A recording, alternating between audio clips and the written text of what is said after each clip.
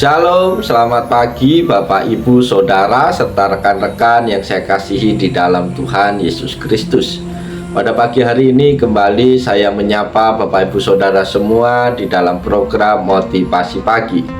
Firman Tuhan yang hendak kita baca, kita renungkan bersama pagi hari ini terambil di dalam kitab Imamat pasal 1 ayat 1 dan 2. Terjemahan baru yang kedua berbunyi demikian. Tuhan memanggil Musa dan berfirman kepadanya dari dalam kemah pertemuan. Berbicaralah kepada orang Israel dan katakan kepada mereka, apabila seseorang di antaramu hendak mempersembahkan persembahan kepada Tuhan, haruslah persembahanmu yang kamu persembahkan itu berupa hewan, entah lembu atau kambing domba. Amin. Saudara-saudara terkasih, pagi hari ini kita akan membahas tema mempersembahkan diri kepada Tuhan dengan sepenuh hati. Bapak, Ibu, Saudara terkasih, nats firman Tuhan pada pagi hari ini berbicara mengenai mempersembahkan diri kepada Tuhan dengan sepenuh hati. Bagian firman Tuhan yang kita baca ini adalah bagian awal dari hukum persembahan yang diberikan kepada bangsa Israel. Ayat ini memperkenalkan kita kepada persembahan yang diterima oleh Tuhan dan cara Tuhan ingin dipersembahkan. Dalam konteks ini, persembahan hewan adalah simbol dari penyerahan yang sepenuhnya kepada Tuhan, sebagai bagian dari hubungan yang intim dan penuh hormat antara umat dengan Allah. Para sahabat yang dikasihi Tuhan, dalam Imamat 1 ayat 1-2 kita melihat bahwa Allah memberikan petunjuk kepada Musa untuk menyampaikan kepada seluruh umat Israel bahwa persembahan kepada Tuhan harus yang terbaik, yaitu hewan yang tanpa cacat. Ini mengajarkan kepada kita tentang pentingnya memberikan yang terbaik kepada Tuhan dalam hidup kita, tidak hanya dalam bentuk persembahan fisik, tetapi juga dalam bentuk aspek rohani. Saudara-saudara terkasih, nats ini mengajarkan pada kita agar kita mempersembahkan yang terbaik kepada Tuhan.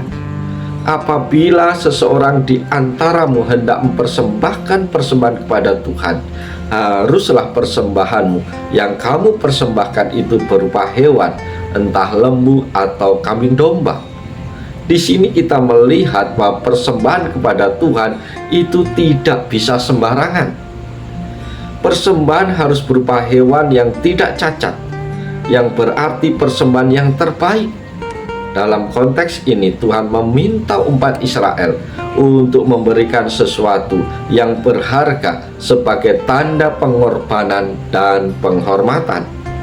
Bapak, Ibu, Saudara terkasih, meskipun kita tidak lagi mempersembahkan hewan seperti di masa Perjanjian Lama, prinsip ini tetap berlaku dalam kehidupan orang percaya. Kita dipanggil untuk memberi yang terbaik kepada Tuhan, baik dalam hal waktu, talenta, uang, maupun hati kita. Tuhan tidak menginginkan yang sisa atau yang tidak bernilai, tetapi yang terbaik dari kita sebagai persembahan yang kudus. Bapak, Ibu, Saudara terkasih, nats ini juga mengingatkan pada kita bahwa persembahan itu sebagai tanda penyerahan diri. Tuhan memanggil Musa dan berfirman kepadanya dalam kemah pertemuan. Allah memanggil Musa untuk menyampaikan pesan ini, dan pesan ini berasal dari kemah pertemuan, tempat Allah berdiam di tengah umatnya. Ini menunjukkan bahwa persembahan yang diberikan bukan hanya untuk memenuhi kewajiban agama, tetapi sebagai tanda kedekatan dan hubungan intim dengan Allah. Tuhan berfirman dari kemah pertemuan, tempat di mana Allah berkomunikasi langsung dengan umatnya. Ini mengingatkan kita bahwa persembahan sejati berasal dari relasi yang benar dengan Tuhan, bukan dari kewajiban atau rutinitas semata. Bapak, Ibu, Saudara terkasih, apa yang bisa kita renungkan melalui firman Tuhan pagi hari ini? Ada beberapa poin yang menjadi perenungan kita, yaitu yang pertama, persembahan yang tulus dan berkenan di hadapan Tuhan. Saudara-saudaraku, Allah memanggil umatnya untuk mempersembahkan sesuatu yang berharga dan berkenan di hadapannya.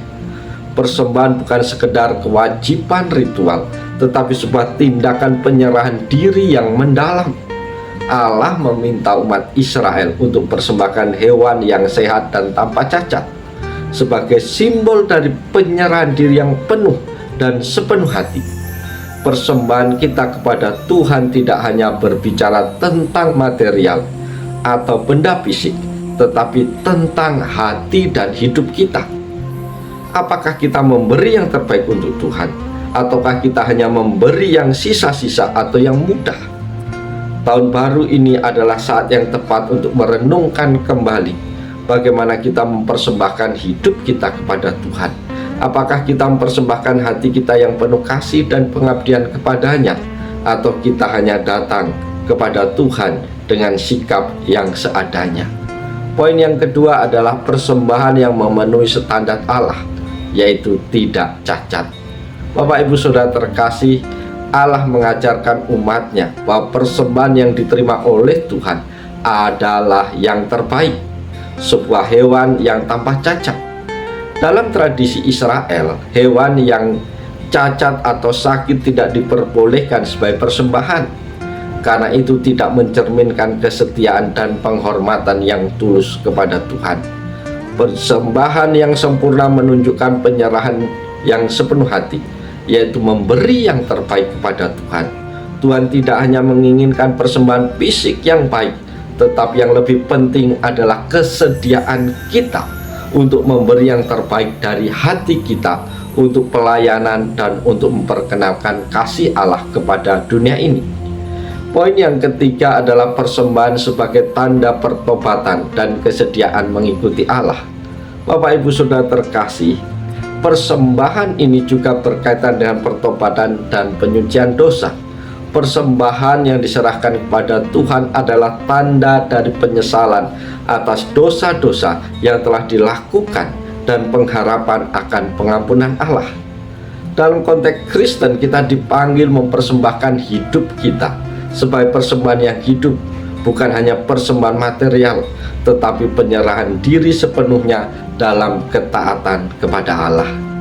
Poin yang keempat adalah menghargai keberadaan persembahan dalam ibadah sehari-hari. Bapak Ibu Saudara terkasih, Imamat pasal 1 ini mengajarkan bahwa persembahan bukan hanya sebuah ritual agama, tetapi sebuah keterlibatan aktif dalam kehidupan iman. Sebagai umat yang telah menerima keselamatan dari Allah, kita dipanggil untuk mempersembahkan hidup kita sebagai persembahan yang hidup dalam setiap aspek kehidupan kita. Setiap hari adalah kesempatan untuk mempersembahkan hati kita, waktu kita, dan talenta kita kepada Tuhan. Saudara-saudaraku, Imamat 1 ayat 1 dan 2 mengajarkan kita bahwa persembahan kepada Tuhan adalah tanda penyerahan diri yang sepenuhnya kepada Tuhan. Persembahan ini tidak bicara tentang materi atau ritual, tetapi tentang hati yang tulus dan penuh pengabdian kepada Allah. Tahun baru ini adalah kesempatan bagi kita untuk merenungkan kembali komitmen kita dalam memberi yang terbaik untuk Tuhan, dalam hal waktu, tenaga, maupun dalam hidup kita hari lepas hari, maupun bagaimana kita beribadah kepada Tuhan. Apakah kita sudah beribadah dengan sepenuh hati? Biarlah firman Tuhan pagi hari ini menolong, memotivasi, memberkati kita, sehingga kita semakin hari semakin rindu memberi yang terbaik untuk Tuhan, baik waktu, tenaga, pikiran, maupun ibadah-ibadah kita kepada Tuhan. Biarlah Tuhan dipuji, biarlah Tuhan dipermuliakan melalui kehidupan kita sepanjang hari ini. Oleh sebab itu, selamat pagi, selamat berkarya bagi Tuhan. Tuhan menolong, Tuhan memberkati kita semua. Shalom, haleluya, amin.